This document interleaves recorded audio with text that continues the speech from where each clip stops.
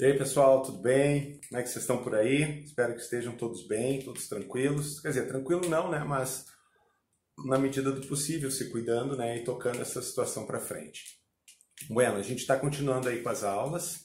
Então, a partir dessas aulas, a gente vai estar vendo as propriedades coligativas, o que são essas propriedades coligativas. É uma parte bem legal, assim, que a gente encerra um estudo ali sobre soluções. E vamos dar continuidade a esse nosso estudo, aí, essa nossa caminhada do primeiro bimestre, com esses conteúdos novos, e vamos tocar. Bueno, a aula de hoje é sobre diagrama de fases, né? Que fases? Fase sólida, líquida e gasosa, certo? Então, lá na primeira série, a gente estuda uns gráficos de mudanças de estado físico, que é uns gráficos que são umas escadinhas assim, não sei se vocês se lembram, né? Que é sólido, líquido, gás, e daí por aquecimento passa de sólido para líquido e assim sucessivamente. Né? Eu acho que vocês se recordam isso lá da primeira série, no primeiro bimestre da primeira série, né? Que são os gráficos de mudança de estado físico. Né? Por lá não fica muito claro, mas quando uma substância muda o seu estado físico, ou o estado físico que ela está, não é só a partir da temperatura. Isso depende também de uma outra variável, que é a pressão. Tá? Então, o estado físico da substância depende de duas coisas, da temperatura e da pressão que ela vai estar, certo? Então, com isso, a gente tem uns gráficos chamados diagrama de fases, né? Que eles têm basicamente esse formato, essa representação, né? Sobe uma linha e depois ela se divide em duas. Né? Isso é bem característico, talvez vocês estudem alguma coisa de diagrama de fases também em física. Né?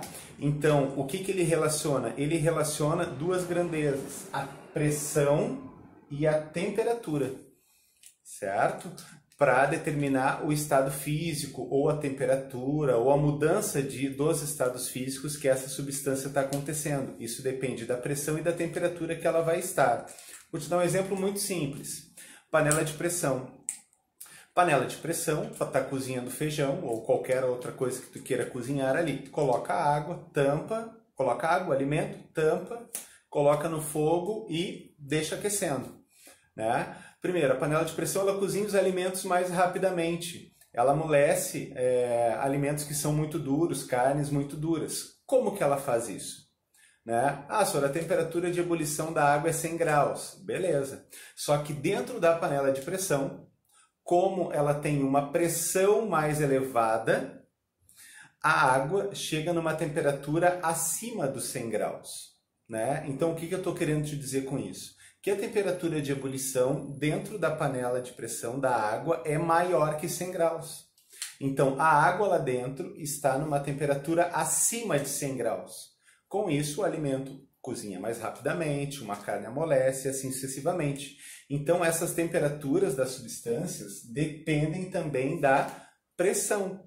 Né? Aqui a gente vai falar mais da pressão atmosférica, mas da pressão. Né? Aqui a gente está usando uma unidade de pressão que é ATM, né? Atmosferas, certo? Então, esses gráficos, o que tu precisa saber? Aonde que estão os estados físicos? Pergunta rápida. Quais são os 3 estados físicos da matéria? Rapidamente, o que vocês me dizem? Sólido, líquido e gasoso. Perfeito. Então, em toda essa região aqui é o estado sólido. Em toda essa região, aqui é o estado líquido. Em toda essa região, aqui é o estado gasoso. Certo? Aqui sólido, líquido e gasoso. Uma dica assim, ó, muito rápida aí, um decoreba muito rapidinho. Tá vendo que isso daqui, assim, imagina, parece uma taça? Então, aqui no meio ficaria o líquido da taça. Né? Aqui, ó, ficaria um líquido da taça. Certo? Então, ali no meio é o estado líquido, sólido e gasoso. Sabendo isso, não tem muita coisa mais que tu vai errar nesse diagrama de fases. Né? Esse primeiro gráfico que eu estou botando para vocês seria, por exemplo, o diagrama de fases da água pura. Então, aqui é a pressão e aqui é a temperatura. Então, notem que eu marquei algumas coisas no gráfico, certo? Então, olha só, eu marquei duas temperaturas, 0 graus e 100 graus, da água pura. 0 graus para a água pura é a temperatura de fusão.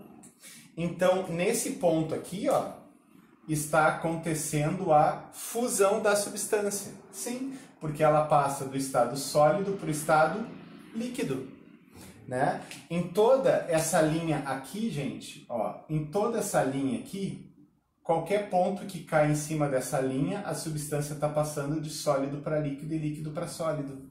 Seria a temperatura de fusão.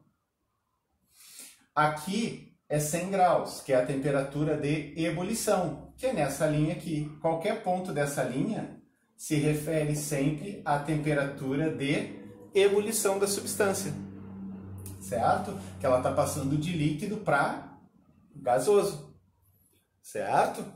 Então, tu nota, essa temperatura ela vai mudar de acordo com a pressão. Essa temperatura vai mudar de acordo com mudanças na pressão, certo? O que seriam esses outros dois pontos que estão aparecendo? Esse ponto aqui de baixo é quando a substância passa de sólido para gás, ou de gás para sólido. Seria a temperatura na qual ela sublima, por exemplo, que é a passagem de sólido para gás, para gasoso, né? E, em especial, tem esse ponto bem aqui no meio.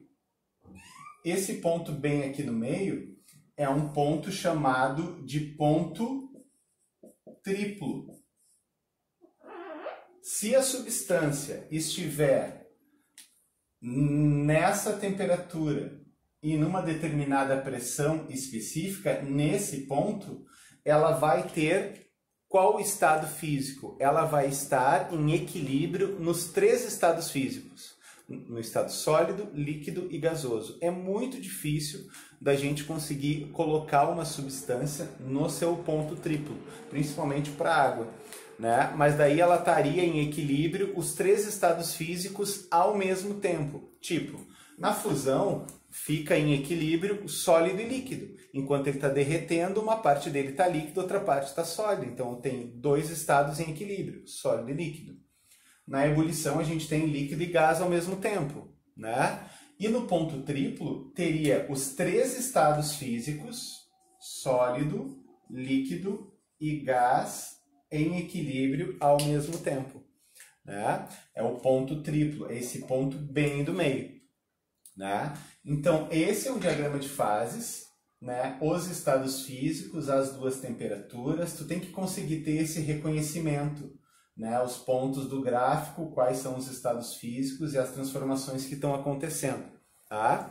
Aqui eu te botei o mesmo gráfico com uma outra interpretação que às vezes pode aparecer em alguma questão, certo? Aqui lembrando, quais são os estados físicos? Aqui é o estado sólido, aqui é o estado líquido e aqui é o estado gasoso, né? São aquelas mudanças de estado físico que a gente estudou lá na primeira série. Ó, fusão, solidificação, vaporização, condensação, sublimação de sólido para gás e ressublimação de sólido para líquido. De gás para sólido, desculpa. Né? Então, há uma outra abordagem que as questões envolvendo esses gráficos podem ter, que são as mudanças de estado físico, né? Aonde que elas vão estar acontecendo. E claro, aqui no meio, o ponto triplo. Eu vou dar um outro exemplo para vocês, explicando, por exemplo, mostrando nesse gráfico, dá para a gente entender o porquê que o gelo seco sublima. O gelo seco, né? Gás carbônico sólido, passa diretamente para gás. Aqui dá para entender por que a água não faz isso. Ó, se a gente pegar a água a 1 atmosferas, que é a pressão atmosférica, a água sólida, para chegar à gasosa, primeiro ela teria que passar para a água no estado líquido e depois para a água no estado gasoso. Então a gente não consegue fazer a água passar de sólido para gás diretamente na pressão atmosférica. Para fazer isso eu teria que diminuir a pressão que a água estiver, para ela poder passar de sólido para gás.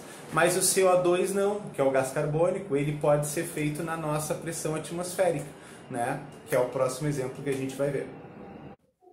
Continuando o nosso exemplo, então, né? Aqui eu vou dar um exemplo para vocês dessa interpretação desse gráfico, né? Pelo gelo seco, né? Que é o CO2, né? Bem comum, a gente já viu falar, muitos já viram, assim, o pessoal coloca em bebidas e tal, e fica saindo o vaporzinho ali do CO2, né? Que é gás carbônico, né? Que é o gelo seco. Por que que a gente chama gelo seco? Porque ele passa direto do estado sólido para o estado gasoso, sem passar pelo estado líquido. Por quê? Porque vocês notem que o diagrama dele ele é um pouco diferente do da água, né? Olha só, na pressão atmosférica, que é a pressão ao nível do mar, ó, que é 1 atm, o gelo seco, essa pressão de 1 atm para ele, cai nessa região aqui de baixo, né? Que é a passagem do estado sólido para o estado gasoso. Então, o gelo seco, ele consegue fazer essa passagem do sólido para o gás na pressão atmosférica nossa. Tá? A água não consegue, porque essa pressão atmosférica para a água, a pressão nossa atmosférica, ela acontece aqui em cima no gráfico da água. Então, ela é obrigada a passar para o líquido para depois para o estado gasoso. Né? Então, essa é uma interpretação importante do diagrama de fases. E a gente só consegue explicar isso pelo diagrama de fases, porque ele relaciona a pressão com a temperatura, né, do estado físico que a substância vai estar. Por exemplo, essa temperatura de sublimação do gelo seco, né, do CO2, né, é menos 78 graus. Né, a temperatura que ele já começa a passar de sólido para gás. Correto? Então, diagrama de fases, sólido, líquido e gasoso, esses pontos aqui de cima, dessa parte, temperatura de fusão e a temperatura de ebulição. Aqui no centro, ponto triplo, onde estão os 3 estados físicos ao mesmo tempo, em equilíbrio, sólido, líquido e gasoso. É importante essa interpretação, certo? Continuamos com as aulas, agora depois a gente já vai entrar direto nas propriedades coligativas, mas essa interpretação do diagrama de fases é muito importante. Tá? Então, lembrando, gente, lá no portal vai ter exercícios sobre essa aula do diagrama de fases e as aulas posteriores que virão. Diga aí se gostou do vídeo, se não gostou, se está gostando, qualquer observação, qualquer coisa que vocês acham que pode ser melhor, a gente vai atrás de fazer melhor. Certo? Um grande beijo para vocês, até a próxima.